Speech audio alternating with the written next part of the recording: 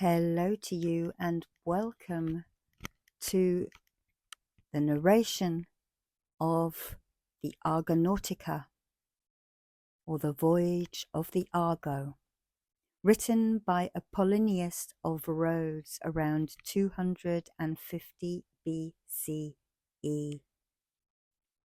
This book is about Jason and the Argonauts, and we are talking the generation before the Trojan War. So you may hear some names that you recognize. This book has been read chapter by chapter. So this video is just book 1, chapter 1. If you would like to prepare for this book, go and find my video labeled The Abaton. This would be preparation for going to an amphitheatre to watch such an event. The music that you hear is played by myself on my Greek lyre made by Lutheros and taught to me by Lina Palera of that company. And you can find details of how to buy your own and learn your own, as well as the music books, in the show notes. I have made a video just to look at, but really these are to listen to.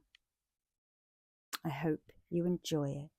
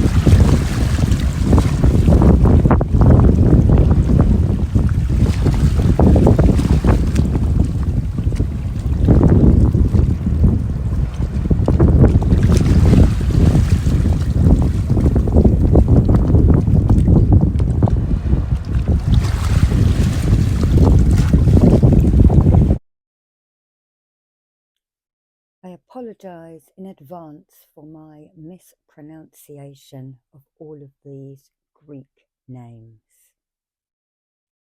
Book 1: Preparation and Departure. Moved by the god of song, I set out to commemorate the heroes of old who sailed the good ship Argo up the straits into the Black Sea and between the Canaan rocks, in quest of the Golden Fleece. It was King Peleus who sent them out. He had heard an oracle which warned him of a dreadful fate, death through the machinations of a man whom he should see coming from the town with 1 foot bare. The prophecy was soon confirmed. Jason, fording the Nereus in a winter spate, lost one of his sandals, which stuck in the bed of the flooded river. but saved the other from the mud, and shortly after appeared before the king. He had come for a banquet that Peleus was giving in honour of his father Poseidon, and all of the other gods, except Pelasgian Hera, whom he paid no homage. And no sooner did the king see him than he thought of the oracle and decided to send him on a perilous adventure overseas. He hoped that things might so fall out, either at sea or in the outlandish parts, that Jason would never see his home again. The ship was built by Argus under Athene's eye, but as poets before me have told that tale, I will content myself by recounting the names and lineage of her noble crew, their long sea voyages, and all they achieved in their wandering. Muses, inspire my lay. The name which I put first is that of Orpheus, born, so the story goes, by wise Calliope herself to her Thracian lover, Aegeus, near the heights of Pymplaea. They say that with the music of his voice he enchanted stubborn mountain rocks and rushing streams, and testifying still to the magic of his song, there are wild oaks growing at Zonae on the coast of Thrace, which he lured down from Perea with his lyre. Rank upon rank of them, like soldiers on the march, such was Orpheus, lord of the Bistonian Perea. When Jason, son of Aeson, acting on a word from Chiron, enrolled him as a partner in his venture. Asterion was quick to join them, born to Koumartzis beside the eddying waters of the Apidanus. He lived at Peraceae, near Mount Philanium, where great Apidanus and noble Enipeus meet each other and mingle their far-travelled streams. Next to them came Polyphemus, son of Elatus, from his home in Larissa. In his younger days he had fought in the ranks of the mighty Lepithae, when they were at war with the Centaurs. But by now his limbs were heavy with age, though he had lost none of his fighting spirit from his youth. Iphiclus next, he was not left behind in Phallace, for he was Jason's uncle. His sister Alcimede, daughter of Phylacus, was Aeson's wife. The bonds of kinship compelled him to enlist. Then came Admetus, king of Pherae, rich in sheep.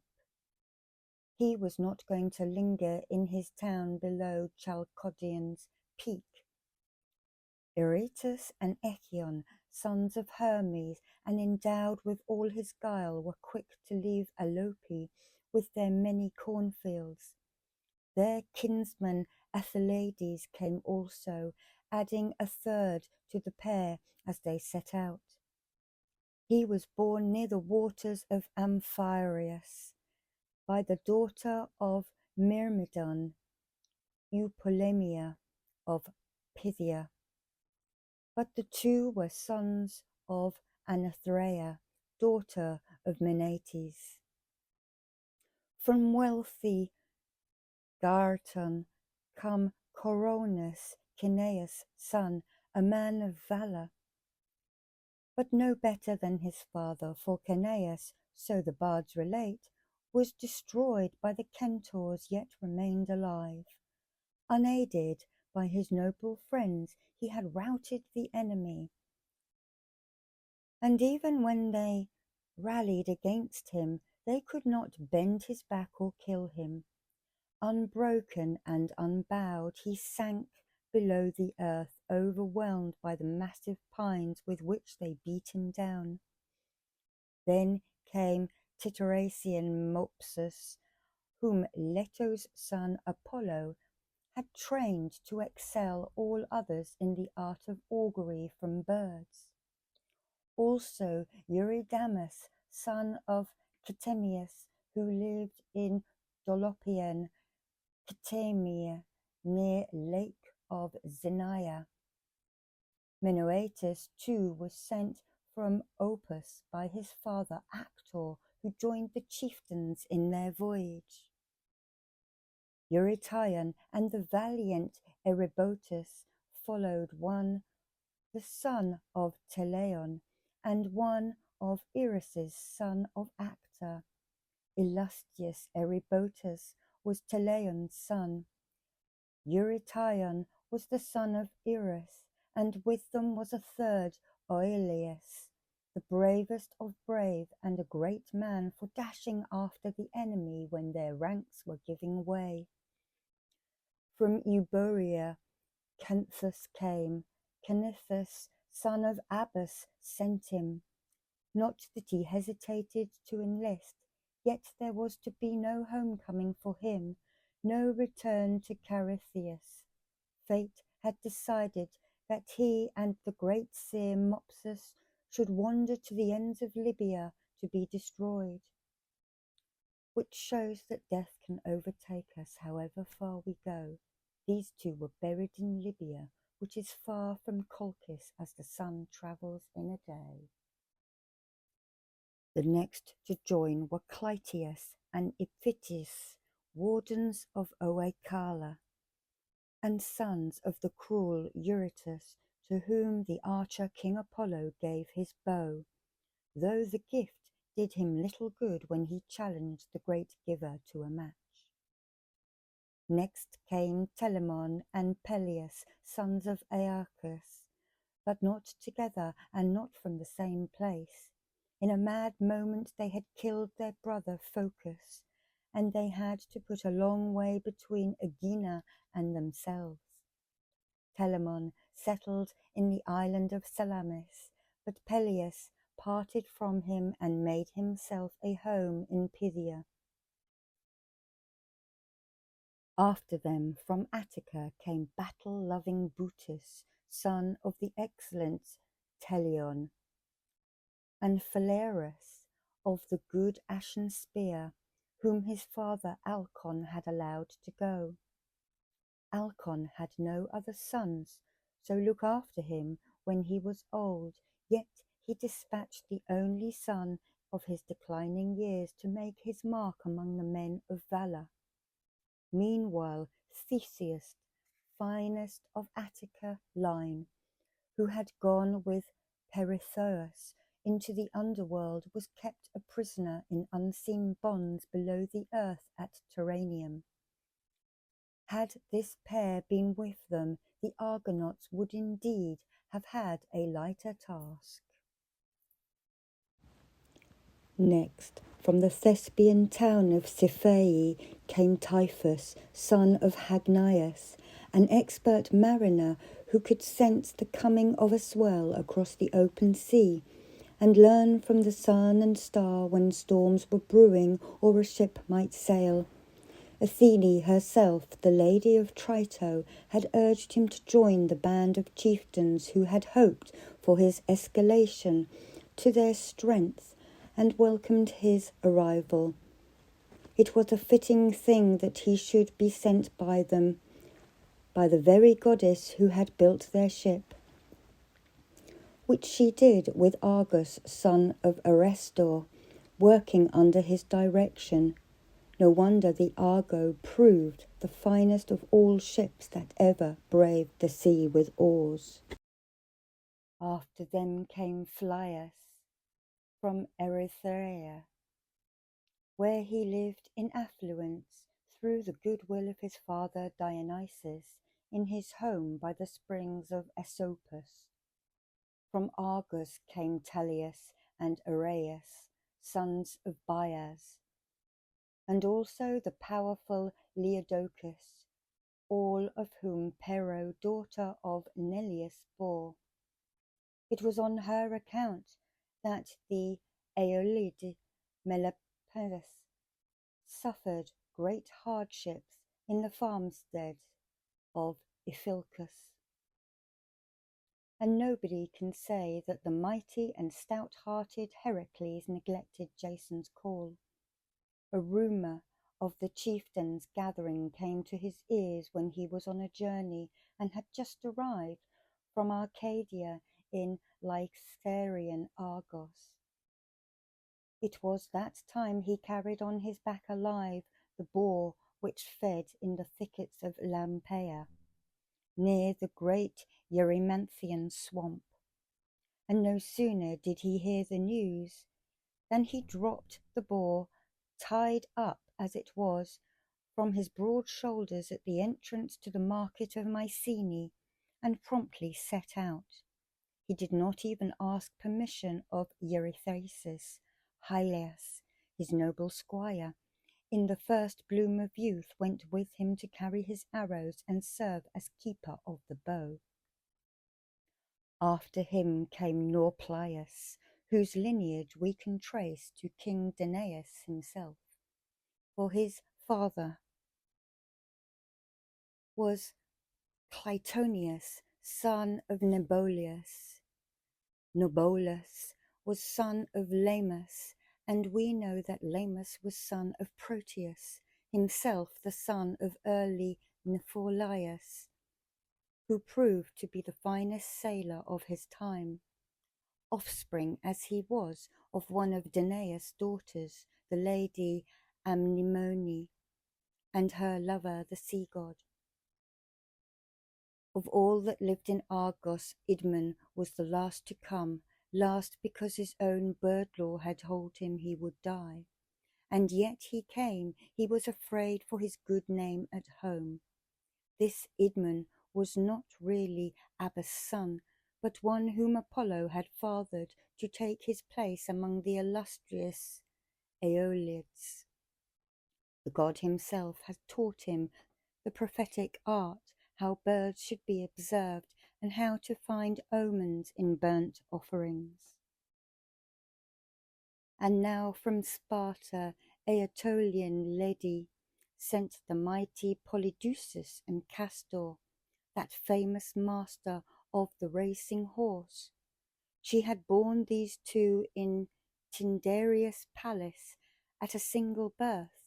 She loved them dearly, but she did not try to keep them back. Hers was a spirit worthy of the love of Zeus. From Arani came the sons of Apharius, Licinius, and the insolent Idas. Both had the courage and great strength in spears, and in addition Lyncaius enjoyed the keenest eyesight of the world, if we credit the report that it came easy to the man even to see things underground.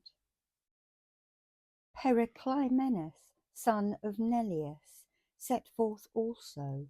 He was the eldest of the sons of King Neleus, and had in Pylus, and Poseidon had endowed him with enormous strength together with the power, when fighting, to assume whatever form he might desire in the stress of battle. Next, from Arcadia came Amphidamas and Caiphas, two sons of Elias, who possessed the town of Tegea and the estate of Aphiades. And Caius followed them and made the third. He was encouraged to go by his father Lycurgus, an elder brother of the pair, who remained at home to look after the aging Elias, but parted with his son of his to please his brothers. And Caius set out clad in a bearskin from Menelaus, and brandishing a huge two-edged axe in his right hand. For his grandfather Alius had hidden his equipment in the corner of the barn, hoping to the very last to find some way of stopping him. Augeas also came, whose father was believed to be the son lord of the Eleans, he enjoyed great wealth, and he wished for nothing better than to see the land of Colchis and Aeates himself, the king of the Colchians.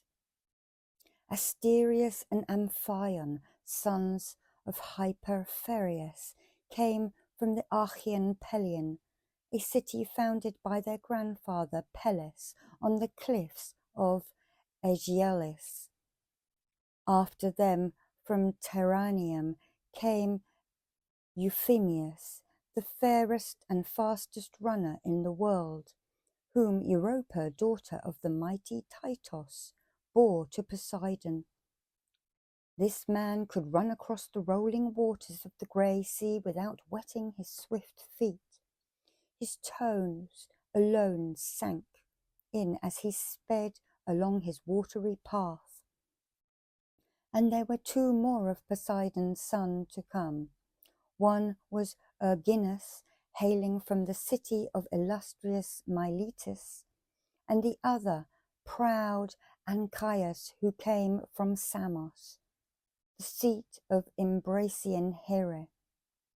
Each of these two could boast his skills in seamanship and war.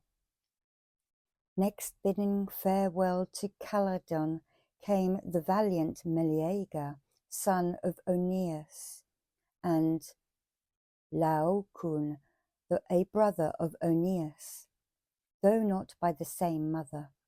His mother was a servant girl Oeneus had sent Laocoon, who was no longer young, as guardian of his son, and so it was that Meleager found himself among these old and bold adventurers when he had scarcely ceased to be a boy. Yet I feel that only one more year of training in his Aetolian home might well have made him the best recruit they had, excepting Heracles. Moreover, he was accomplished on his journey by his maternal uncle, Iphiclus, son of Thetis, a good fighter both with javelin and hand to hand. At the same time came Palamyromonius, who was the son, or rather the reputed son, of Olenian Lernus, his real father having been Hephaestus. This accounted for his being lame, yet no one could have made light of his manhood and his manly form. Indeed, they won him his place in that noble company, that he did Jason credit. From Phocis came Iphitus, the son of Neobilus himself, the son of Oronitus. This man had once been Jason's host, when Jason went to Pytho to consult the oracle about his voyage. He had entertained him there in his own house. Next came Zetis and Callias, children of the north wind, whom Oreithyia, daughter of Erechtheus, had borne to Boreas in the wintry borderland of Thrace. It was from Attica that Thracian Boreas had brought her there. She was whirling in a dance on the banks of the Ilyssus, when he snatched her up and carried her far away to a spot called Sarpedon's Rock, near the flowing waters of Eriginus, whom he wrapped her in a dark cloud and overcame her, and now these sons of hers could soar into the sky, astounding spectacle. As they flapped the wings on either side of their ankles, a glint of gold shone through the spangles on the dusky feathers, and their black locks streamed from head and neck along their backs, were tossed by the winds to this side and that. Last, not even Acastus, son of the great King Peleus himself, had any wish to stay behind in his father's palace, nor had Argus, who had built the ship under Athene's orders. They too were planning to enlist. Such and so many were the noblemen who rallied to the aid of Aeson's son. The people of the place called them all Miniae, since most of them and all the best could claim descent from the daughters of Minyas. Thus Jason himself was the son of Alcimede, whose mother was Clemenae, one of Minyas' daughters. Everything was ready.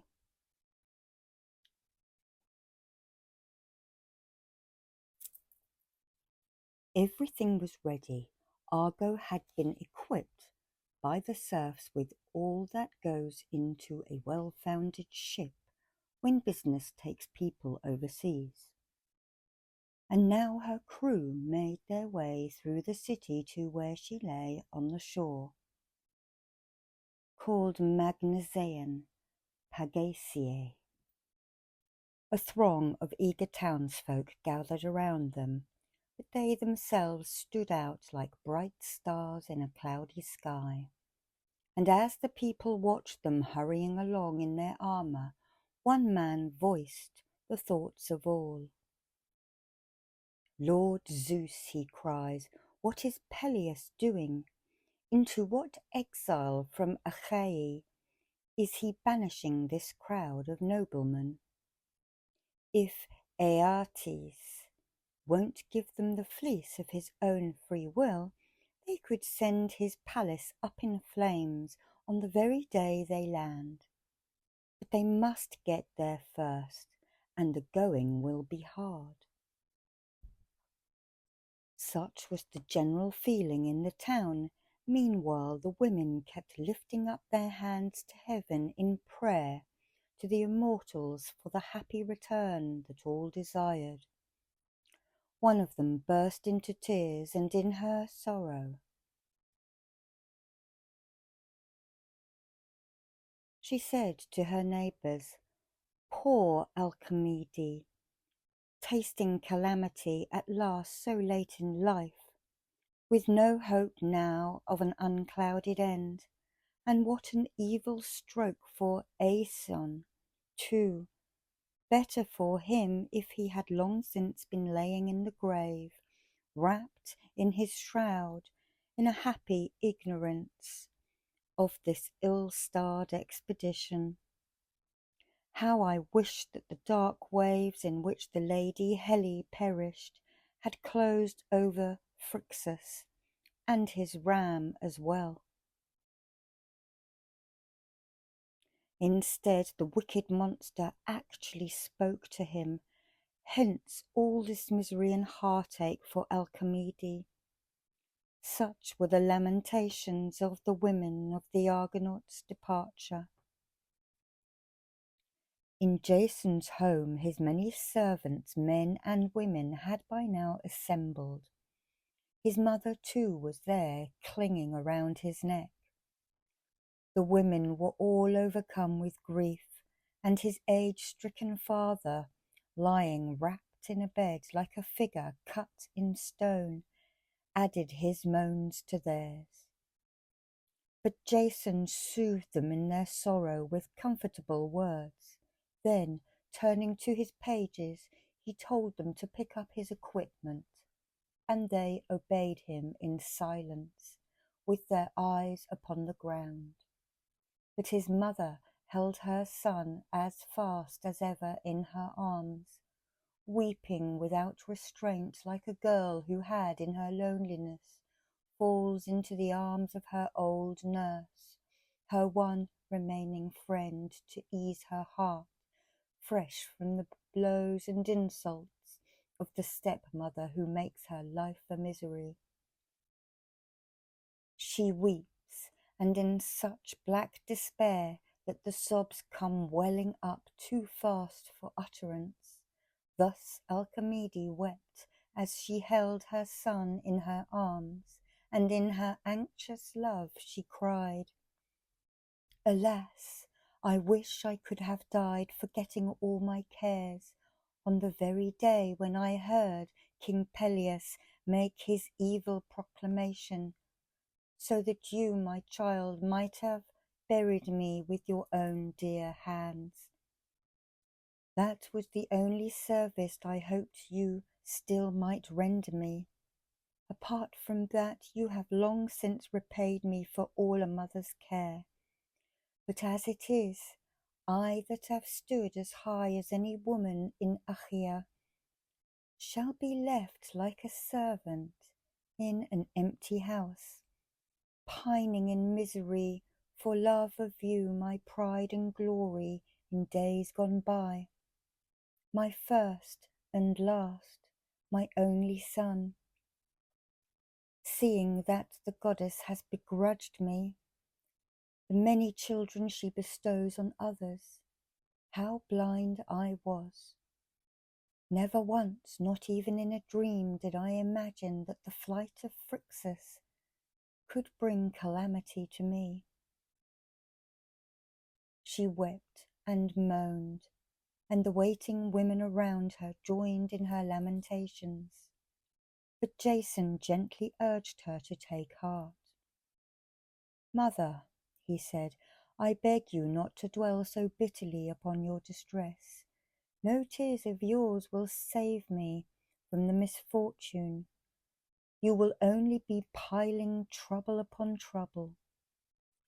We mortals cannot see what blows the gods may have in store for us, and you, for all your heartache, must endure your share with fortitude.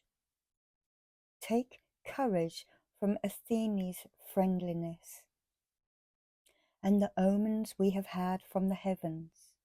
The oracles of Phoebus could hardly have been more propitious. Remember, too, by what a noble company I am supported. Stay here, then, quietly in the house with your waiting women, and do not be a bird of ill omen upon my ship. I am going down to her now, together with my servants and retainers." With that, he set out from the house, looking as he made his way through the crowds like Apollo when he issues some fragrant shine of Delos or Clarius, or maybe at Pythio, or in the broad realm of Lycia, where Xanthus flows. The people, shouting as one man, saluted him, and Iphias, the aged priestess of Artemis, their city's guardian, came forward and kissed his right hand, but was unable for all her eagerness to say a word to him as the crowd swept on. She was left there by the roadside as the old are left by the young. Jason had passed and soon was out of sight. When he had put the well-made city streets behind him, he came down to the beach of Pargasae, and his friends awaited him in the body of the ship, waving their hands in welcome. Jason paused before approaching, and they, who were all looking in his direction, were amazed to see Acastus and Argus speeding down from the city in defiance of their king's orders. Argus had thrown around his shoulders a black bull's hide, which reached his feet, while Acastus wore a fine double cloak, a present from his sister Pelopeia. Jason refrained from asking them the many questions that occurred to him, and told the whole company to take their places for a conference. They all sat down in rows on the furled sail and the mast, which was lying there, and Aeson's son addressed them in a friendly spirit. "Argo," he said, "has been fitted out as a ship should be. All is in order and ready for the voyage. So far as that is concerned, we could start at once, given only a favourable wind. But there is still one thing for you to do, my friends. We are all partners in this voyage to Colchis, partners too in the return to Hellas that we hope for. So now it is for you to choose the best man here to be our leader, and choose him in no partial spirit. Everything will rest with him. When we meet foreigners, it will be he who must decide whether to deal with them as enemies or friends. As he finished, the young men's eyes sought out the dauntless Heracles, where he sat in the centre, and with one voice they called on him to take command.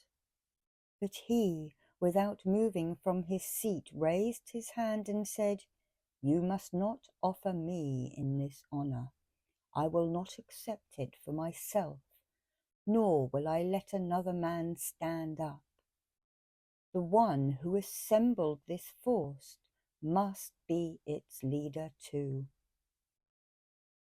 The magnanimity of Heracles had won their applause, and they accepted his decision. Warlike Jason was delighted. He rose to his feet and addressed his eager friends. "If you do indeed entrust me with this honourable charge, let nothing further keep us back. There have been enough delays already. The time has come for us to offer a pleasing sacrifice to Phoebus Apollo. We will prepare the feast at once, but while we are waiting for my overseers, who have been told to pick out some oxen from the herd and drive them here, let us drag the ship down to the water's edge. Then you must get all the tackle on board and cast lots for your places in the rowing benches.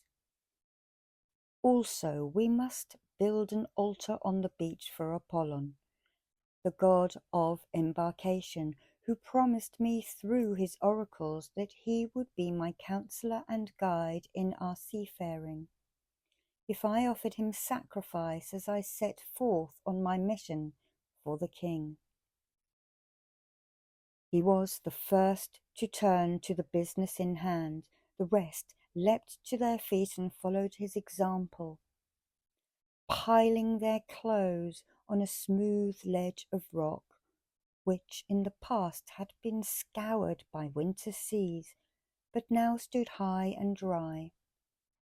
First of all, at the word from Argus, they strengthened the ship by girding her with a stout rope, which they drew taut on either side, so that her planks should not spring from the bolts, but stand any pounding that the seas might give them. Next, they quickly hollowed out a runway wide enough to take her beam, extending it to the sea as far as the prow would reach when they launched her. And as the trench advanced, digging deeper and deeper below the level of her stern, then they laid smooth rollers on the bottom. This done, they tipped her down onto the first rollers, on top of which she was to glide along. Next, high up on both sides of the ship, they swung the oars inboard and fastened each handle to its pin, so that the foot and a half projected. They themselves took their stance on either side, one behind the other, breasting the oars and pressing with their hands. And now Typhus leapt on board to tell the young men when to push. He gave the order with a mighty shout, and they put their backs into it as once. At the first heave they shifted her from where she lay, then strained forward with their feet to keep her on the move, and move she did. Between the two files of hustling and shouting men, Pelion Argo ran swiftly. The rollers, chafed by the sturdy keel, groaned and reacted to the weight by putting up a pall of smoke. Thus she slid into the sea and would have run still farther had they not stood by and checked her with horses. They fitted the oars to the tholes and got the mast and well-made sail and the stores on board. Then, after satisfying themselves that all was shipshape, they cast lots for the benches, which held 2 oarsmen each. But the midship's seat they gave to Heracles, selecting as his mate Anchias, the man from Tegea, and leaving his bench to the pair for their sole use, with no formalities and no recourse to chance. Also they all agreed that Tiphys should be the helmsman of their gallant ship. Next, piling up shingle on the beach, they made a seaside altar for Apollo as god of shores and embarkation. And on the top they quickly laid down some dry logs of olive wood. Meanwhile, Jason's herdsmen had arrived, driving before them 2 oxen from their herd. The young members of the party dragged the animals to the altar, and the others came forward with the lustral water and barley corns. And Jason, calling on Apollo, the god of his fathers, prayed in these words: "Hear me, Lord, you that dwell in Pagasae, and the city of Aesonis, which bears my father's name, you that promised me when I sought an oracle in Pytho, to be my guide throughout my journey to its goal. You were the cause of my adventure.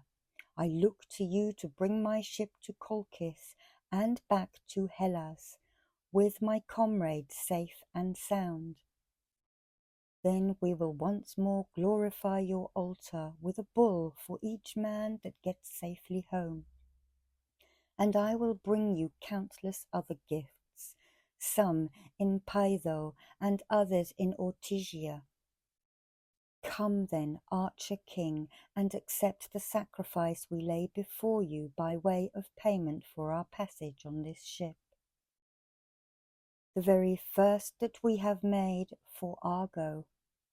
Lord, may your good will bring me luck as I cast off her cable, and may there be fair weather and a gentle breeze to carry us across the seas." As he prayed, he sprinkled the barley corns, and now Heracles and the powerful Anchias girt themselves for their task with the oxen. Heracles struck one of them full on the forehead with his club, and the steer, collapsing where it stood, sank to the ground. Anchias, with the bronze axe, smote the other on the nape of the neck, severing the mighty sinews, and it pitched forward onto both of its horns. Their comrade promptly slit the animals' throats and flayed them, chopped them up and served the flesh. They cut out the sacred pieces from the thighs, heaped them together, and after wrapping them in fat, burnt them on faggots. Jason poured out libations of unmixed wine, and Idmon watched intently, was glad to see bright flames all around the offering, and the smoke going up from them in dark spirals, exactly as it should do. He spoke at once, telling them all that Apollo had in mind.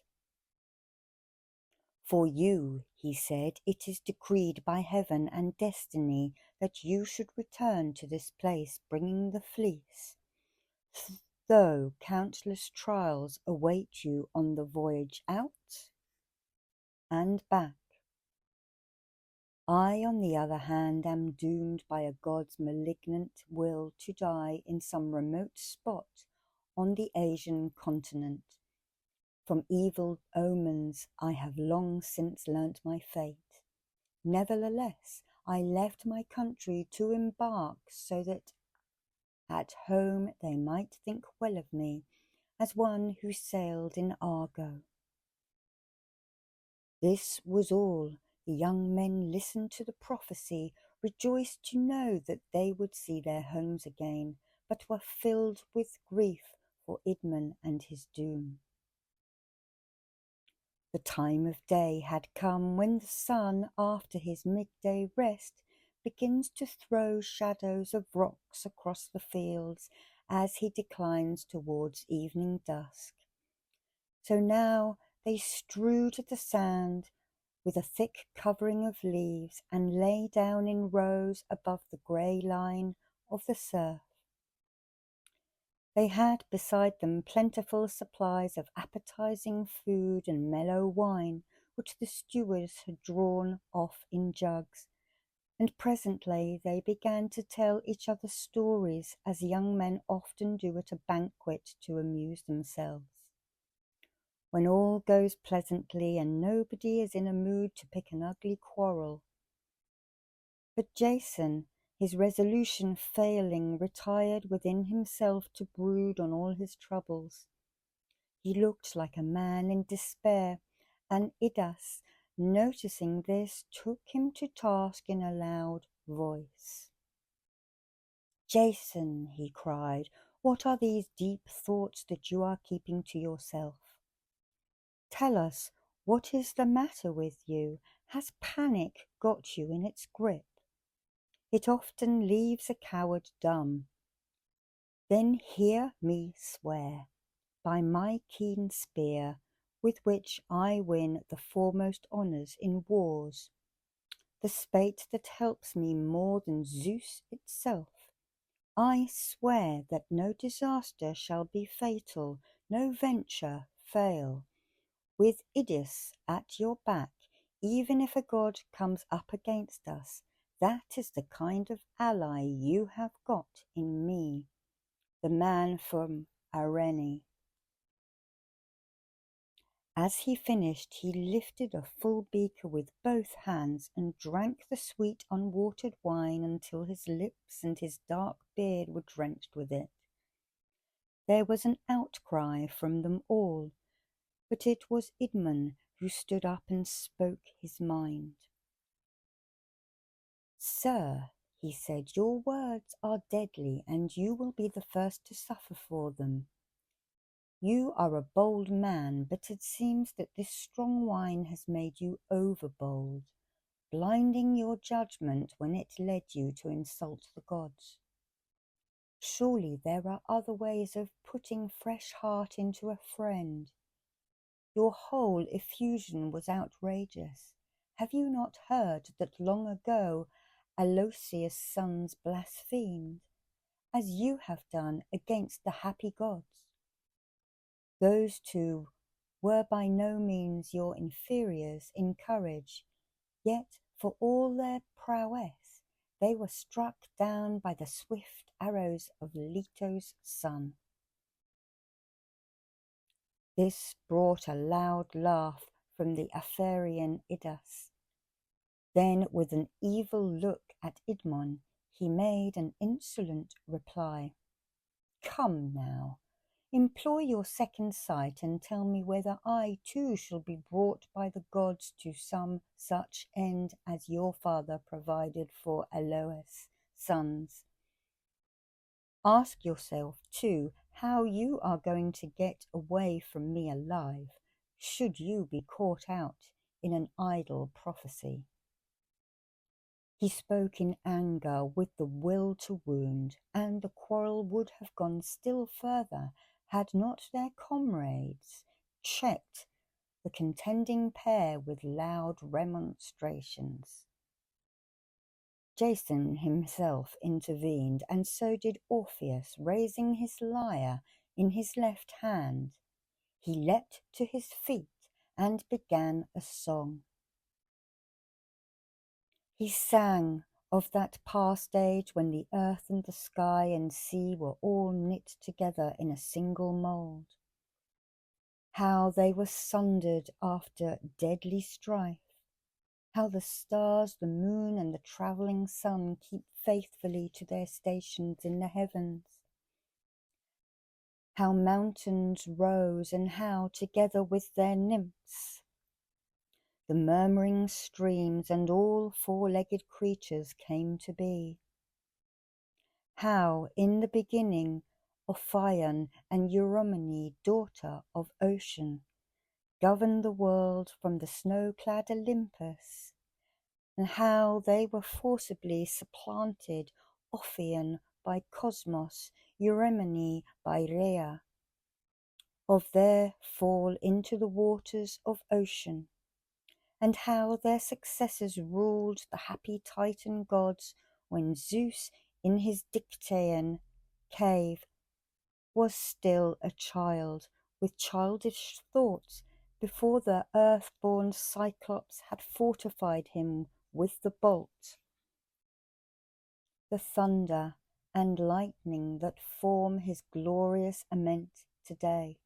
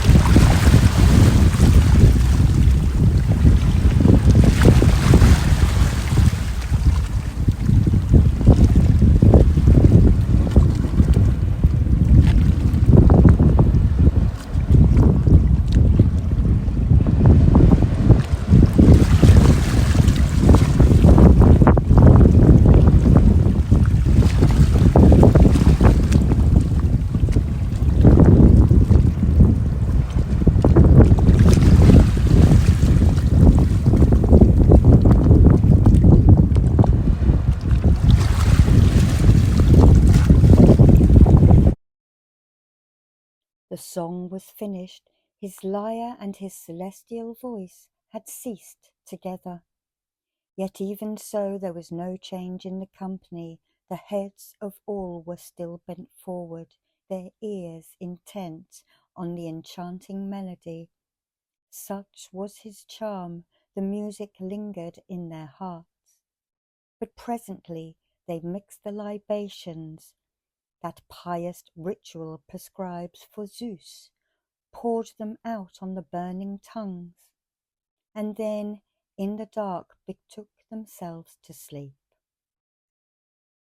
When radiant dawn with her bright eyes beheld the towering crags of Pelion, and the headlands washed with the wind-driven seas stood sharp and clear, Typhus awoke and quickly aroused his comrades to embark and fix the oars. At the same moment there came an awe-inspiring call from the harbour of Pagaisi.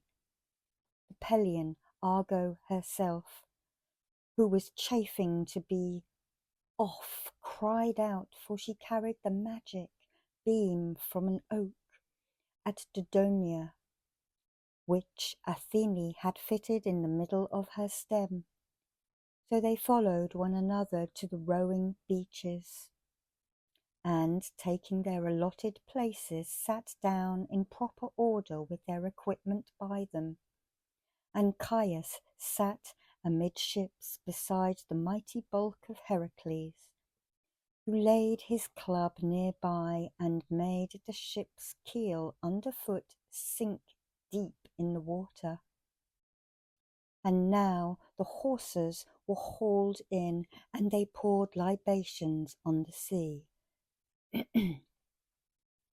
Jason wept as he turned his eyes away from the land of his birth, but the rest struck the rough sea with their oars in time with Orpheus's lyre, like young men bringing down their quick feet on the earth in unison with one another and the lyre, as they danced for Apollo round his altar at Pytho, or in Ortygia, or by the waters of Ismenus. Their blades were swallowed by the waves, and on either side the dark salt water broke into foam, seething angrily in answer to the strong men's oars. The armour on the moving ship glittered in the sunshine like fire, and all the time she was followed by a long white wake which stood out like a path across a green plain. All the gods looked down from heaven that day, observing Argo, and the spirit shown by her heroic crew, the noblest seamen of their time. And from the mountain heights the nymphs of Pelion admired Athene's work, and the gallant Argonauts themselves tugged at the oars. Chiron, son of Philaria, came down from the high ground to the sea, and wading out into the grey surf waved his great hand again and again, and wished the travellers a happy homecoming. His wife too, she was carrying Peleus' little boy Achilles on her arm, and she held him up for his dear father to see. Till they had left the harbour and its curving shores behind them, the ship was in the expert hands of Typhus, wise son of Hagnias, who used the polished steering oar to keep her on course. But now they stepped the tall mast in its box, and fixed it with forestays drawn taut on either bow, then hauled the sail up to the masthead and unfurled it. The shrill wind filled it out, and after making the halyards fast on deck, each round its wooden pin, they sailed on at their ease past the long Tissian headland, while Orpheus played his lyre and sang them a sweet song of high-born Artemis, savour of ships and guardians, of those peaks that here confront the sea, and of the land of Iolcus. Fish, large and small, came darting out over the silt sea depths and gambolled in the watery wake, led by the music like a great flock of sheep that have had their fill of grass and follow their shepherd home to the gay sound of some rustic melody from his high piping reed. And the wind, freshening as the day wore on, carried the Argo on her way. Already dim, the rich Pelagasian land was quickly out of view, and pressing on they passed the rocky flanks of Pelion. Cape Sepias disappeared, and sea-girt Scythias hove into sight.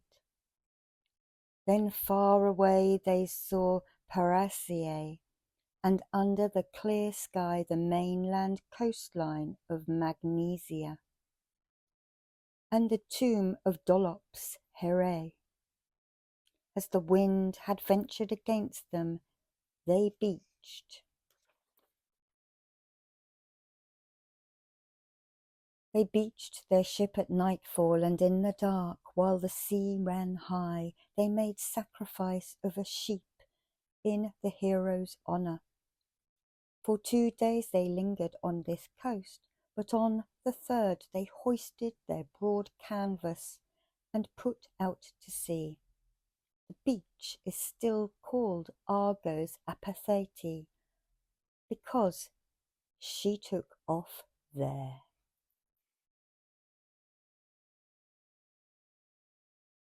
Forging ahead, they ran past Meliboa, leaving its stormy beaches in their lee.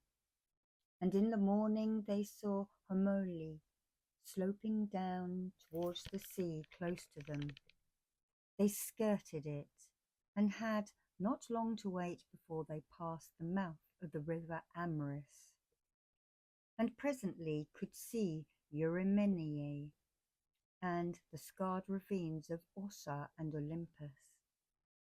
Then, running all night before the wind, they made Pelene, where the hills rise up from Cape Canastra. And as they sailed on in the dawn, Mount Athos rose in front of them. Athos, in Thrace, the peak of which, though as far from Lemnos as a well-found merchantman can travel by evening, throws its shadows over the island right up to Myrine. For the Argonauts there was a stiff breeze all that day and through the night. Argo's sail was stretched. But with the sun's first rays there came a calm, and it was by rowing that they reached the rugged isle of Lemnos, where once the Sintians lived. Here, in the previous year, the women had run riot and slaughtered every male inhabitant. The married men, seized with loathing for their lawful wives, had cast them off, conceiving an unruly passion for the captured girls they brought across the sea from raids in Thrace. The Lemnian wives had for long neglected homage to Aphrodite, and this was the angry Cyprian's punishment. Unhappy women, their soul-destroying and incestuous jealousy drove them to kill not only their husbands and the girls who had usurped their beds, but every male as well, in order that they might not have to pay the price one day for this atrocious massacre. The only woman to forbear was Hypsipyle. She spared her aged father Thoas, who was king of Lemnos, and sent him drifting over the sea inside a chest in the hope that he might yet escape. And so he did. Some fishermen dragged him ashore at an island called Oenoe, but later renamed Sicynus, after the son whom the nymph Oenone bore Thoas. The Lemnian women found it an easier thing to look after cattle, don a suit of bronze, and plough the earth for corn, than to devote themselves, as they had done before, to the tasks of which Athene is patroness. Nevertheless, they lived in dire dread of the Thracians, and they cast many a glance across the intervening sea in case they might be coming. So when they saw the Argo rowing up to the island, they at once equipped themselves for war, and poured out in wild haste from the gates of Myrine, like ravening Dryads, thinking that the Thracians had come. Hypsipyle joined them, dressed in her father Thoas' armour. It was a panic-stricken rabble, speechless and impotent with fear, that streamed down to the beach. Meanwhile, the Argonauts dispatched Aethalides from their ship. He was the swift herald whom they had entrusted their messages and the wand of his own father Hermes, who had endowed him with an all-embracing memory that never failed. He has long since been lost in the exorable waters of Archeon. Yet even so, Lethe has not overwhelmed his soul, whose destiny it is to be for ever changing its home, now staying with the dead men down below, now with the living under the beams of the sun. But why should I enlarge on the story of Aethalides? What he did now was to persuade Hypsipyle, as the day was spent, to let the travellers stay there for the night. But even when morning came, bringing a breeze from the north, they did not cast their horses off. The Lemnian women made their way through the town to take their seats in a meeting place. Hypsipyle herself had summoned them, and when the great assembly was complete, she rose to give them her advice. "My friends," she said, "we must conciliate these people by our generosity. Let us supply them with food, good wine, and all that they may want to have with them on board, so as to make sure that they shall never come inside our walls or get to know us well, as they would do if they were driven by their needs to mingle with us freely. The evil news of what we did would travel everywhere. It was a great crime that we committed, and one by no means likely to endear us to these men, if they come to know it, or indeed to others. Well, you have heard what I propose. If any woman among you has a better plan, let her stand up. It was for that purpose that I brought you here." After Hypsipyle had finished and sat down on her father's marble throne, the next to rise was her dear nurse Polyxo, an aged woman tottering on withered feet and leaning on a staff, but none the less determined to be heard. 4 young girls were sitting by her, their virginal appearance contrasting with Polyxo's crown of white hair. She made her way to the centre of the meeting place, raised her bowed head with painful effort, and began. "Hypsipyle is right. We must accommodate these strangers. It is better to give than to be robbed. But that alone will not ensure your future happiness. What if the Thracians attack us, or some other enemy appears?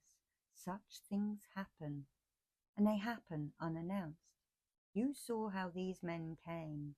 But even if heaven spares us that calamity, there are many troubles worse than war that you will have to meet as time goes on. When the older ones amongst us die off, how are you younger women without children going to face the miseries of age? All the oxen yoke themselves. Will they go out into the fields and drag the ploughshare through a stubborn fallow? Will they watch the changing seasons and reap at the right time? As for myself, though death still shudders at the sight of me, I have a feeling that the coming year will see me in the grave, duly and solemnly buried before the bad times come. But I do advise you younger ones to think.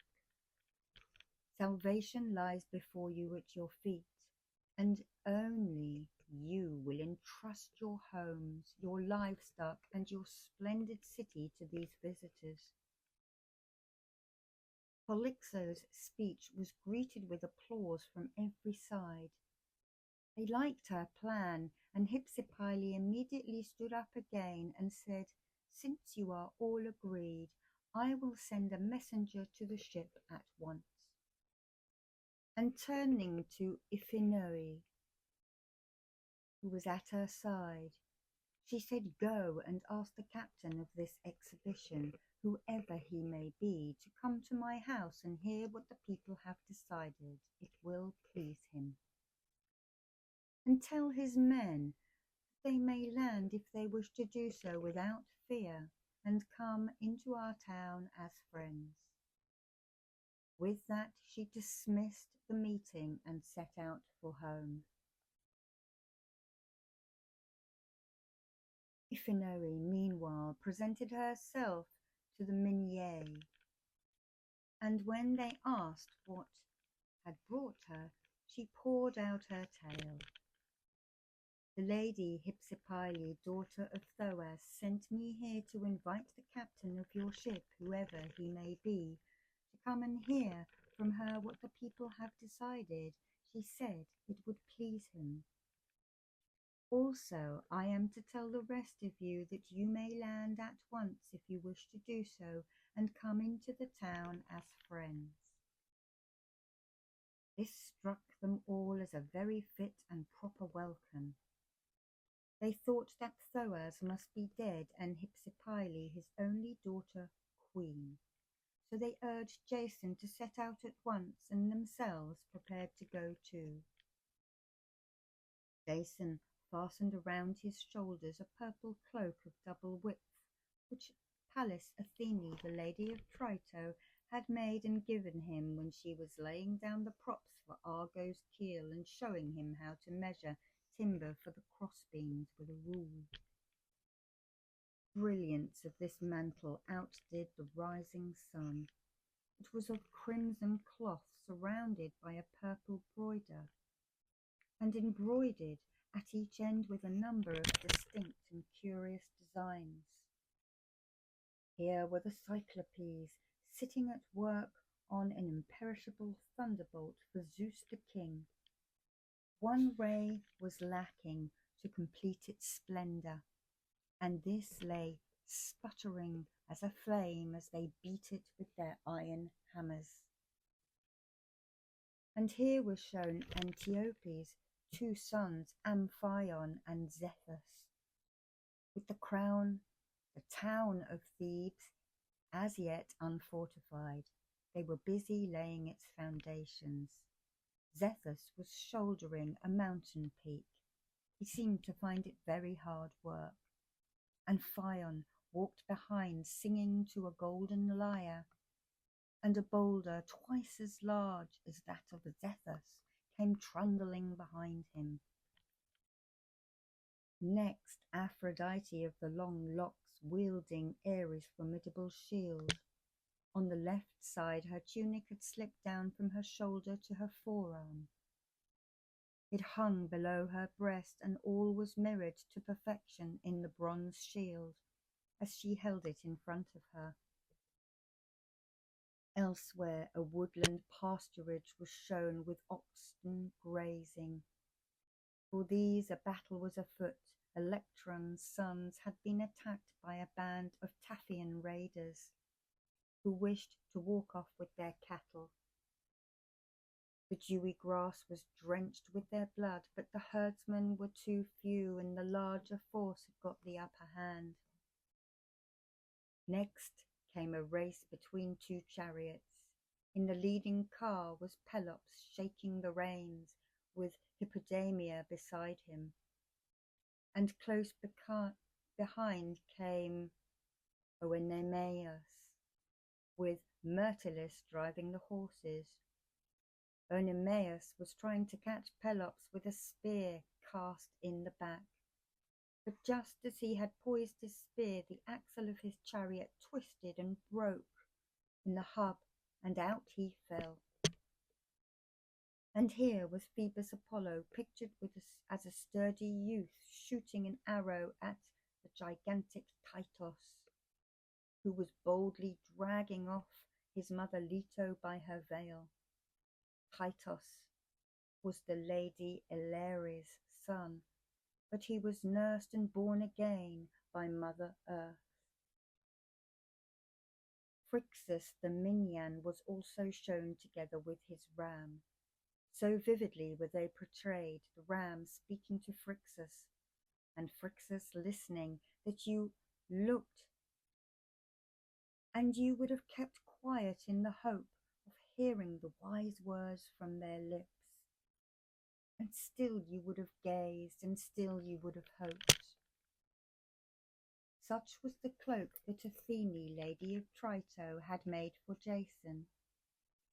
In his right hand he held another gift, a light spear from Atalanta, that she had given him when she welcomed him in Menelaus, in token for her friendship and her strong desire to join him on the quest. But he had dissuaded her, fearing the bitter quarrels that a lovely girl would cause. Jason set out on his way to the city, looking like that bright star whose beautiful red beams, piercing the darkness as he rises over the rooftops, delights a girl shut up in her new bridal bower, and longing for the youth for whom her parents destine her, still far away in foreign lands. Thus Jason looked as he approached the city, and no sooner was he through the gates than the women of the town came flocking after him, charmed by their visitor's appearance.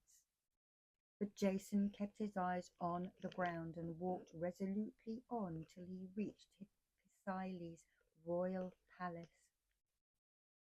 Then the doors, with their closely fitted panels, were thrown open for him by the maids, and Iphigenia led him quickly through the noble hall and brought him to a polished chair, in which he sat down facing her mistress. Hypsipyle turned her eyes aside and blushed as maidens do. Yet, for all her modesty, her speech was calculated to deceive. "Stranger," she said, "why have you stayed so long outside of our city? A city that has lost its men. They have migrated to the mainland to plough the fields of Thrace. But let me tell you the whole sorry tale. I wish you all to know the truth. When my father Thoas was king, our menfolk used to sail across from here to the mainland opposite and raid the Thracian farmsteads from their ships. They brought home plenty of booty, and they brought women too. But that malignant goddess Aphrodite had for some time had her eye on them, and now she struck, depriving them all of sense of right and wrong. As a result, they conceived a loathing for their wedded wives. They turned them out of doors, and then the brutes indulged their passions by sleeping with the captives of their spears. For a long time we put up with this. We hoped there might be a change of heart before it was too late. But the evil grew, and it had a double consequence. In every household the lawful children were neglected, while a bastard generation was growing up. Meanwhile, unmarried girls, besides their mothers who had lost their homes, were left to wander in the streets. No father took the slightest notice of his daughter, For all he cared, a cruel stepmother could kill her in his sight. No son was ready now to protect his mother from outrage. No brother loved his sisters as he should. Whether at home or dining out, dancing or talking politics, the men could think of nothing but the captured girls. But at last some god inspired us with desperate resolve. We had the courage, when the men returned one day from Thrace, to shut the city gates against them in the hopes that they might come to their senses or take themselves elsewhere, trollops and all. In the end they begged us for all the male children left in town, and so went back to Thrace, and there they are now making a living from its snowy fields. So I invite you all to stay here and settle with us. If you yourself accept and the prospect pleases you, my royal father's sceptre shall certainly be yours, and I have no fear that you may think poorly of our land. It has the richest soil of any isle in the Aegean Sea. But first go to your ship and tell your comrades what I say, and pray do not avoid the city any more. Thus she glossed over the massacre and what had really happened to the men. Hypsipyle, Jason replied, we need your help, and all you may give us will indeed be welcome. I shall come back to the city when I have told my people everything, but I must leave this island and its sovereignty to you. I refuse not through indifference, but because a hazardous adventure calls me on. As he finished, he touched the right hand, then quickly turned and went. Countless young girls ran up from every side and danced around him in their joy until he had passed through the city gates. Then, when he had reported to his friends all that Hypsipyle had summoned him to hear, the girls drove down to the beach in smooth running wagons laden with gifts. And they did not find it difficult to make the Argonauts come home with them for entertainment. Cypris, the goddess of desire, had done her sweet work in their hearts. She wished to please Hephaestus, the great artificer, and save his isle of Lemnos from ever lacking men again.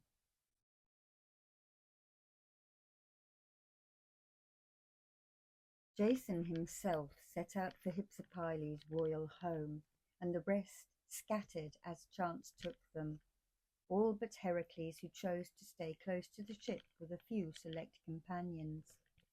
Soon the whole city was alive with dance and banquet.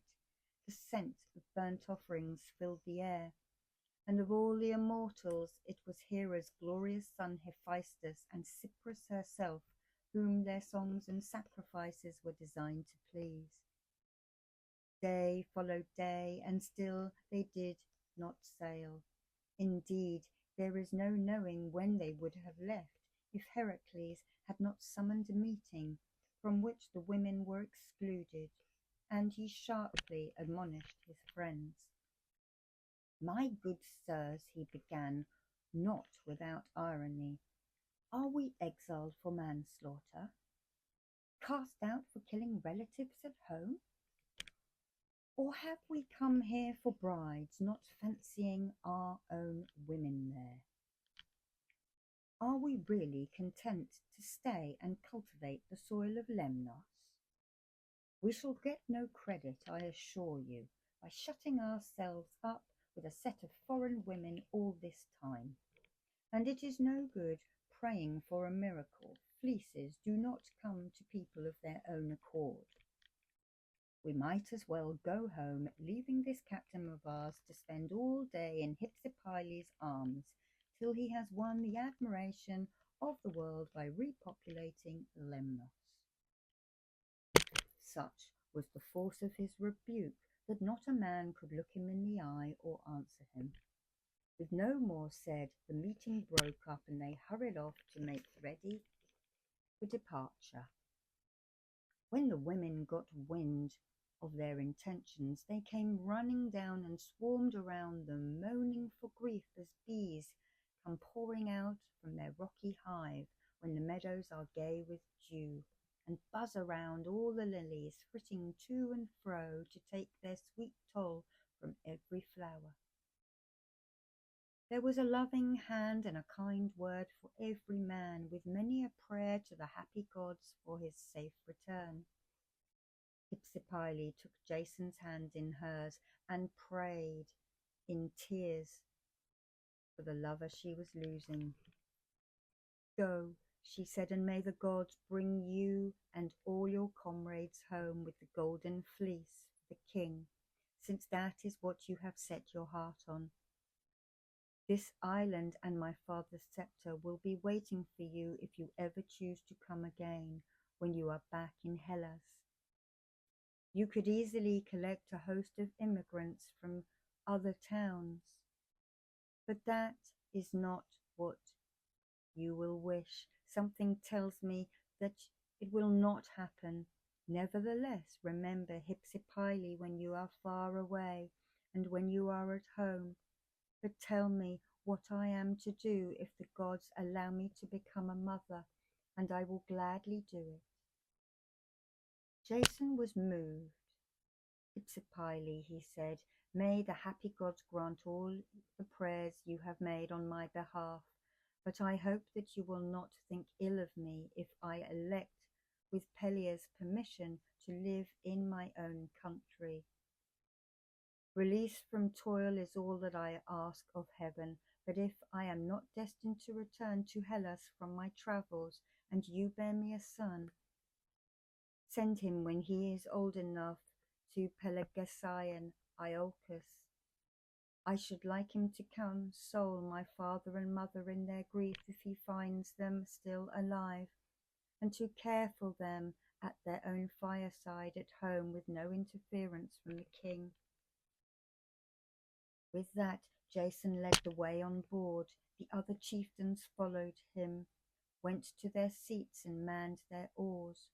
Argus loosened the stern cable from its sea-beaten rock, and they struck the water lustily with their long blades of pine. In the evening, at the suggestion of Orpheus, they beached the ship at Samothrace, the island of Electra, daughter of Atlas. He wished them, by a holy initiation, to learn something of the secret rites, and so sail on with greater confidence across the formidable sea.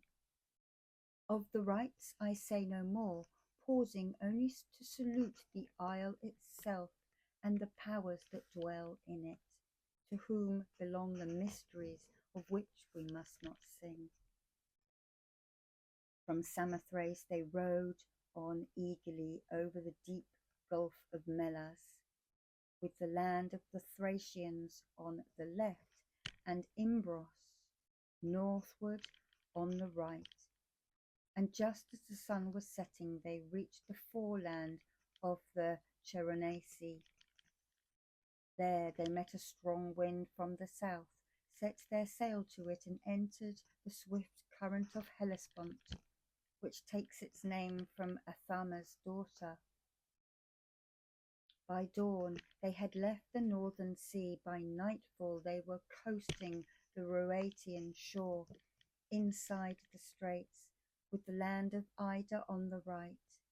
Leaving Dardania behind, they set course for Abydos, and after that they passed in turn to Percote Arborinis, with its sandy beach and sacred Pityeia. Before dawn, Argo, by dint of sail and oar, was through the darkly swirling Hellespont. In Propontis there is an island sloping steeply to the sea, close to the rich mainland of Phrygia, and parted from it only by the low isthmus barely raised above the waves. The isthmus, with its two shores, lies east of the river Asapus, and the place itself is called Bear Mountain by the people round it. It is inhabited by a fierce and lawless tribe of aborigines who present an astounding spectacle to their neighbours. Each of these earth-born monsters is equipped with 6 great arms, 2 springing from its shoulders and 4 below them from his prodigious flanks. But the isthmus and the plain belonged to the Dolonians, who had for king the noble Tyzicius, son of Aeneas and Enate, daughter of the godlike Eusaurus. These people were never troubled by the fearsome aborigines. Poseidon, from whom they were descended, saw to that. Argo, pressing on with a stiff breeze from Thrace behind her, reached this coast and ran into a harbour called Fairhaven. Here, on the advice of Tiphys, they discarded their small anchor stone and left it at the spring of Artaceae, replacing it with a heavier and more suitable rock. Later, at the prompting of Apollo, the original stone was transferred by the Ionian followers of Neleus to the temple of Jasonian Athene, where it was rightly treated as a sacred relic. The Dolonians and Cyzicus, their king, received the Argonauts in friendly spirit, and when told who they were and the object of their expedition, offered them hospitality, inviting them to row further in and more in the town harbour. Here they built an altar on the beach for Apollo, god of happy landings, and made him a sacrifice. The king himself supplied them with the good wine they lacked, and also with the sheep. He had been warned by an oracle that when some such dedicated band of noblemen arrive, he must receive them with civility and no display of arms. This man, with the soft down on his cheeks, somewhat resembled Jason. He too had no children to delight him in his home, where his wife, the gentle lady Cleite, daughter of Precosian Merops, had not yet experienced the pangs of childbirth. Indeed, he had but lately brought her from the mainland opposite, paying a princely dowry to her father. Nevertheless, he left his young wife in their bridal chamber and joined his visitors at dinner with no misgivings, and they questioned one another. Cyzicus asked about their destination and the task that Peleus had set for them, and in answer to their own inquiries he told them about the neighbouring towns and the whole broad Propontic Gulf. But farther than that his knowledge did not go, much as they wished to learn what lay beyond. In the morning some of the Argonauts climbed towards the top of Dindymium, in the hope of seeing for themselves the waters they would have to cross. The way they took is still called Jason's Path, and another party brought the ship from her former anchorage to the harbour at Chytus. But now the earth-born savages coming from the other side dashed down the mountain and blocked the mouth of the ample harbour of Chytus with boulders in an attempt to pen them like wild beasts in a trap.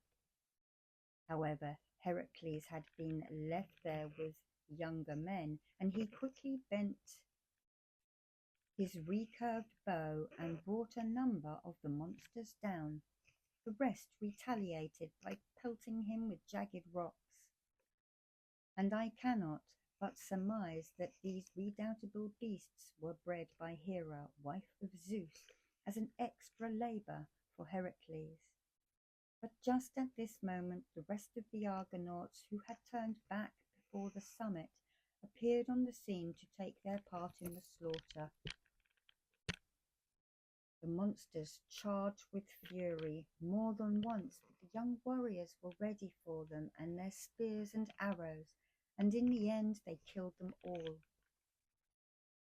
When the long timbers for a ship have been hewn by the woodsman's axe, they are laid in rows on the beach, and there they lie and soak till they are ready to receive the bolts. That is how these fallen monsters looked, stretched out in a row on the grey beach by the harbour mouth. Some were sprawling in a mass with their own limbs on the shore and their heads and breasts in the sea. Some lay and the other way about. Their heads were resting on the sands and their feet were deep in the water. But in either case they were carrion for the birds and fish. The day was won and the Argonauts had no more to fear. They loosened the hawsers of their ship, caught the breeze and forged ahead through the choppy sea. They sailed all day, but the wind began to fail at dusk. Then it veered against them, freshened to a gale, and sent them scudding back towards their hospitable friends, the Doliones. And that same night they went ashore. The rock round which they had cast the ship's hawsers in the haste is still called the Sacred Rock. But no one had the sense to note that they were landing on the very island that they had left, and in the darkness the Dolonians themselves failed to realize that the Argonauts were back. They thought that some Pelasgian raiders had landed, Mercians perhaps. So they donned their armour and attacked, and now there was such a clash of shields and ashen spears as the two parties met, with the impact of the forest fire when it pounces on dry brushwood and leaps into the sky. The Doliones were plunged into all the horrors and turmoil of war. Their king himself was not allowed to cheat the fates, and came home from the battle to his young wife in her bridal bed. Jason, as the king swung round to face him, leapt in and struck him full in the breast, shattering the bone with his spear. Cyzicus sank down on the sands. He had had his span of life, and more than that no mortal can command. We are like birds trapped in the wide net of destiny, and so this man was caught. He thought he had escaped the worst that the Argonauts might do to him, but that very night he fought them and died. And he was not their only champion to fall. Heracles killed Telecles and Megabrontes. Acastus killed Siphodris. Zelis, the stalwart Gephyrus, fell to Peleus. Telamon, with his great ashen spear, killed Basilius. Idas killed Promeus and Clytius. Hyacinthus, while Castor and Polydeuces dispatched Megalocerex, and Phlogius Meleager added two to these, the dauntless Itimormonius and Artaces, a dashing leader. Their countrymen still honour all the slain as heroes. The rest gave way and fled in panic, like a flock of doves, with a swift hawk after them. There was a wild rush for the gates, and the city was soon loud with lamentation for the catastrophe. Then came the dawn, and taught both sides of their grievous and imperiable ever. The Minyae were overcome with sorrow when they saw Cyzicus lying in the dust and blood, and for 3 whole days they and the Doliones wailed for him and tore their hair. Then they marched 3 times round the dead king in their bronze equipment, laid him in his tomb, and held the customary games out on the grassy plain, where the barrow they raised for him can still be seen by the people of a later age. Cleite, the king's young bride, was unable to face life alone with her husband in the grave. Capping the evil she had suffered with a worse one of her own devising, she took a rope and hanged herself by the neck. Her death was bewailed even by the woodland nymphs, who caused the many tears they shed to unite in a spring which the people call Cleite, in memory of a peerless but unhappy bride. It was a day of horror for the Doliones, the worst that Zeus had ever sent their women or their men. Not one of them could even bear to eat, and such was their grief that for a long time they let their handmill stand idle and lived on uncooked food. To this very day the Ionians of Cyzicus, when they make their yearly libations, grind the meal for the cakes at the public mill. For 12 days after this there was foul weather by day and by night, and the Argonauts were not unable to put out.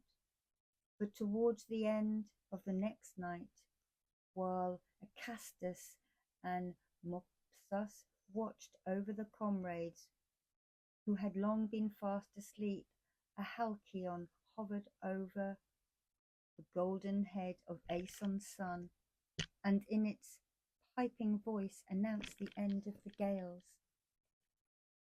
Mopsus heard it and understood the happy omen. So when the seabirds, still directed by a god, flew up and perched on the mascot of the ship, he went to Jason, who lay comfortably wrapped in fleeces, woke him quickly with a touch and said, "My lord, you must climb this holy peak to propitiate Rhea, mother of all the happy gods, whose lovely throne is Dindymum itself, and then the gales will cease. I learnt this from a halicon just now. The seabird flew above you as you slept and told me all. Rhea's dominion covers the winds and the sea and the whole earth and the gods' home on snow-capped Olympus. Zeus himself, the son of Kronos, gives place to her when she leaves her mountain haunts and rises into the broad sky. So too do the other blessed ones. All pay the same deference to the dead goddess." This was welcome news to Jason, who leapt up from his bed rejoicing. He hastily woke the rest and told them how Mopsus had interpreted the signs. They set to work at once. The younger men took some oxen from the stalls and began to drive them up the steep path to the top of Dindymum. The others loosened the horses from the sacred rock and rowed the Argo to the Thracian anchorage. Then, leaving a few of their comrades in the ship, they too climbed the mountain. From the summit they could see the Macraean heights, the whole length of the opposite Thracian coast. It almost seemed that they could touch it, and far away on one side they saw the misty entrance to the Bosphorus and the Mysian hills, and on the other the flowing waters of Asepus and the city and Nipaean plain of Adrestia. Standing in the woods, there was an ancient vine with a massive trunk withered to the roots. They cut this down to make a sacred image of the mountain goddess. When Argus had skillfully shaped it, They set it on a rocky prominence under the shelter of some tall oaks, the highest trees to grow, and made an altar of small stones nearby. Then, crowned with oak leaves, they began the sacrificial rites, invoking the Dindymæan mother, who dwells in Phrygia, and with her Pythias and Silenius. For these two are singled out as dispensers of doom and assessors to the Idaean mother from the many Idaean dactyls of Crete. They were born in the Dictaean cave by the nymph Anchiale, as she clutched the earth of Oaxus with both of her hands. Jason poured libations on the blazing sacrifice, earnestly besought the goddess to send the stormy winds elsewhere, and at the same time, by command of Orpheus, the young men in full armour moved around in a high-stepping dance, beating their shields with their swords to drone the ill-omened cries that came up from the city where the people were still wailing for their king.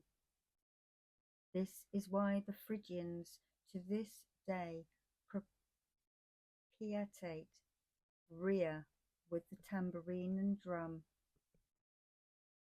The goddess they invoked must have observed the flawless sacrifice with pleasure, for her own appropriate signs appeared. The trees shed abundant fruit, the earth at their feet adorned itself with tender grass. Beasts left their lairs and thickets and came to them with wagging tails, and these were not our only miracles. Until that day, there had been no running water in this place, but now, with no digging on their part, a stream gushed out for them from the thirsty peak. And it did not cease to flow. The natives of the place still drink from it, and they call it Jason's Spring. As a finish to the rites, they held a feast on Bear Mountain in honour of Rhea, and sang the praises of the venerable goddess. By dawn the wind had dropped, and they rowed off the island, and in a spirit of rivalry, each trying to outlast the other's oars. The windless air had smoothed the waves on every side and put the sea to sleep. So they took advantage of the calm to drive the ship forward by their own power. And as she spread through the salty water, not even Poseidon's team, the horses of the whirlwind feet, could have overtaken her. Later, however, when the sea was roughened by the strong winds that blow down the rivers in the afternoon, they wearied and relaxed. It was left to Heracles to bring the whole exhausted crew along with him, pulling his hardest with his great arms and sending shudders through the framework of the ship. They were anxious to reach the Mysian coast, but as they passed within sight of the mouth of the river Rhindacus and a great barrow of Aegeon, not far from Phrygia, Heracles, ploughing furrows in the choppy sea, broke his oar in half and fell sideways off the bench with one end of his hands, while the other swept away the other part of the oar in the receding waves. He sat up, speechless and glaring. He was not used to idle hands.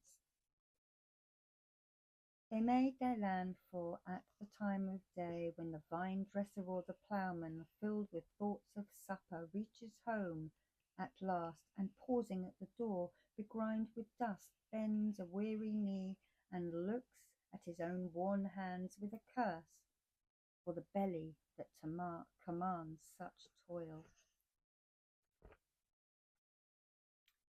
They had struck the Chianian coast near Mount Arganthon. and the estuary of Chios. And coming as they did with no hostile intent, they were kindly received by the Mysian inhabitants, who supplied their needs with sleep and wine aplenty. Some of the Argonauts went to fetch dry wood, some collected leaves from the fields and brought them in for bedding, others twirled fire sticks, and others again mixed wine in the bowls for the feast that was to follow a sacrifice at nightfall to Apollo, the god of happy landings.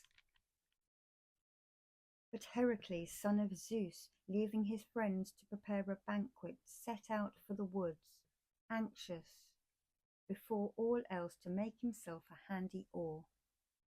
Wandering about, he found a pine that was not burdened with many branches, nor had reached its full stature, but was like a slender young poplar in height and in girth.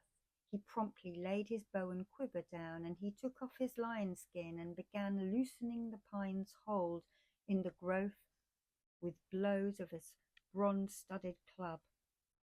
Then he trusted to his own strength, with his legs wide apart and one broad shoulder pressed against the tree. He seized it low down with both hands, and gripping hard he tore it out. Deep-rooted though it was, it came up with clods, and all like a ship's mast torn from its stays, together with the wedges, by a sudden squall on stormy days when Orion sets in anger. Thus Heracles tore out the pine. Then he picked it up with his bow and his arrows, lion skin and club, and started to go back. Meanwhile, Hylas had gone off by himself with a bronze ewer, in search of some hallowed spring where he could draw water for the evening meal, and be in time to get everything ready like a good servant for his master's return. Heracles himself had trained him in these ways ever since he had taken him as a child from the house of his royal father, Theodamus, whom he had ruthlessly killed at the head of his Dryopians after a quarrel about ploughing oxes. The doomed man was ploughing up a piece of fallow when Heracles, anxious to find a pretext for attacking Dryopians, a lawless tribe, asked him for the ox and was refused. But the whole tale would take me too far from my present theme. Hylas soon found a spring, which the people of the neighbourhood called Pagae. He reached it when the nymphs were about to hold their dances. It was the custom of all those who haunt this beautiful headland to sing the praise of Artemis by night. The nymphs of the mountain peaks and caverns were all posted some way off to patrol the woods, but one, the naiad of the spring, was just emerging from the limpid water as Hylas drew near. And there, with the full moon shining on him from a clear sky, she saw him in all his radiant beauty and alluring grace. Her heart was flooded by desire. She had a struggle to regain her scattered wits, but Hylas now leant over to one side to dip his ewer in, and as soon as the water was gurgling loudly round the ringing bronze, she threw her left arm around his neck in her eagerness to kiss his gentle lips. Then, with her right hand, she drew his elbow down and plunged him in midstream. The lord Polyphemus' son, Elatus, who had gone some way along the path in the hope of meeting the gigantic Heracles, was the only member of the company to hear the boy's cry. Led by the sound, he rushed off towards Pagae, like a wild animal who hears the bleating of distant flock, and in his hunger dashes after him, only to find that the shepherds have forestalled him. The sheep are in the pen, and he is left to roar in protest until he tires. Thus Polyphemus groaned in his distress and shouted as he prowled about the place. But there was no answering voice, so he drew his great sword and began to extend the search, fearing that Hylas might have been fallen to a wild beast or been ambushed by some men who would have found the lonely boy an easy prey. Then, as he ran along the path, brandishing his naked sword, he met Heracles himself hastening back to the ship. Through the darkness, Polyphemus knew him at once and blurted out his lamentable tale, gasping for breath.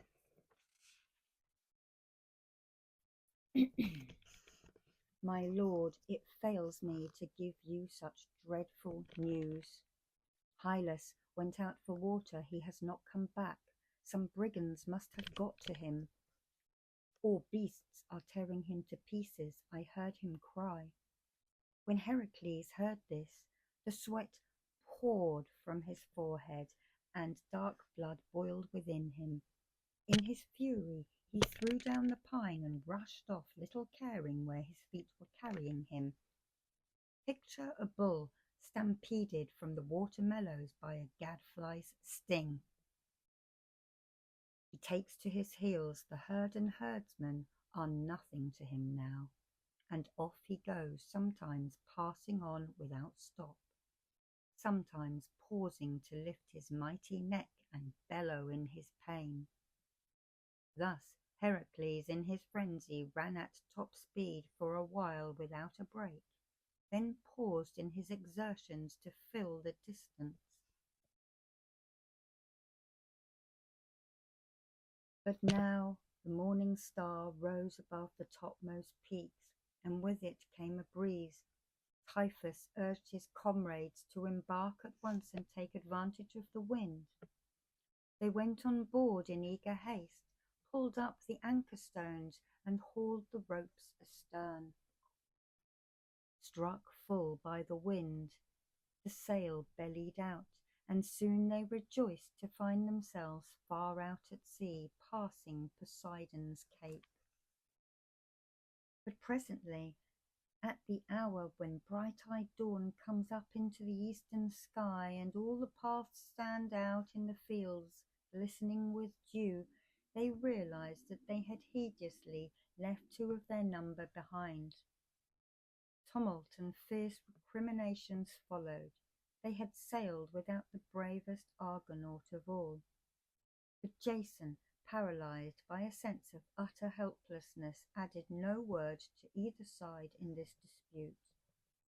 He sat and ate his heart out, crushed by the calamity. Telamon was enraged. "You may well sit there at your ease," he cried, "but nothing suits you better than to abandon Heracles. You planned the whole affair yourself so that his fame in Hellas should not eclipse your own. If we have the good fortune to return. But why waste my breath? I am determined to go back, and that without consulting those friends of yours who abetted you in this plot." As he finished, he made a rush at Typhus, his eyes ablaze with angry fire, and they would soon have been on their way back to Messiah, forcing Argo through the sea against the stiff and steady breeze, if the 2 sons of the north wind, Zetus and Callias, had not checked Telamon with a stinging rebuke. Unhappy pair, a dreadful punishment was coming to them at the hands of Heracles, for having thus cut short the search for him. He killed them in sea-girt Tenos on their way home from the games at Peleus' funeral, made a barrow over them, and on top set a couple of pillars, one of which amazes all beholders by swaying to the breath of the roaring north wind. But all this is yet to come. Now they suddenly saw Glaucus, the sage spokesman of the sea god Nereus emerged from the salty depths.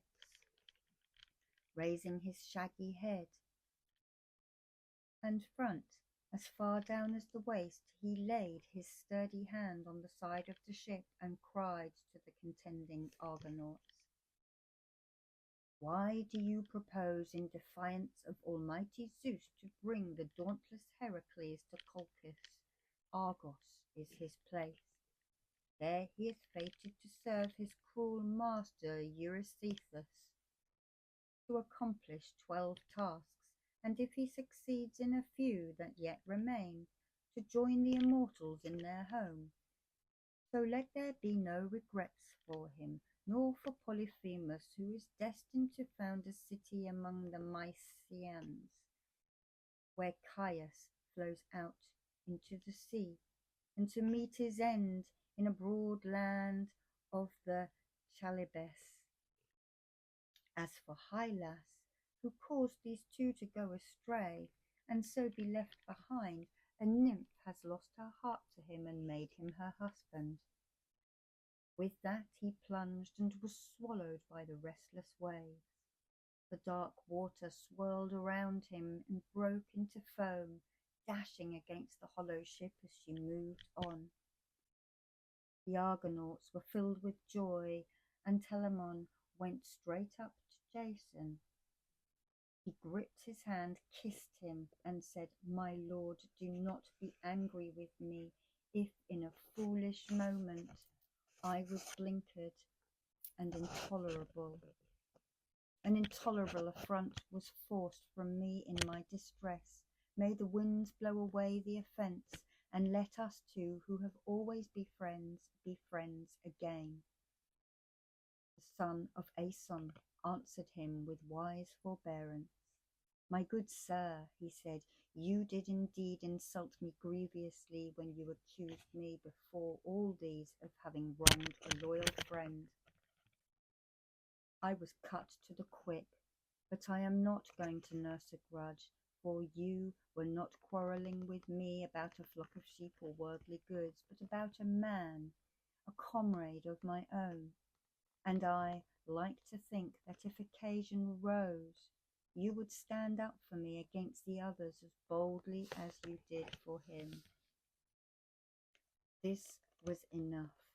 They both sat down, united as they had been before, and Zeus concerned himself with the other pair. He destined Polyphemus to build in Mysia a city which should bear the river's name, and Heracles to resume his labours for Eurystheus. But before he left Mysia, Heracles threatened to lay waste to the land if the people failed to find out for him what had become of Hylas, living or dead. The Mysians then gave him some of their best young men as hostages and solemnly swore that they would never abandon the search, for which reason the people of Chios inquire after Hylas' son Theodore to this very day, and take a friendly interest in the well-built city of Thracis, where Heracles settled the youthful hostages they had let him take from Chios. All that day and through the following night, a stiff breeze carried the Argo on, but at daybreak there was not the breath of air. However, they saw land ahead. There was a beach that showed up from a bay, and it seemed to be a wide one. So they rowed the ship towards it and ran her ashore as the sun rose. And this is the end of the first book of Arganautica, Preparation and Departure.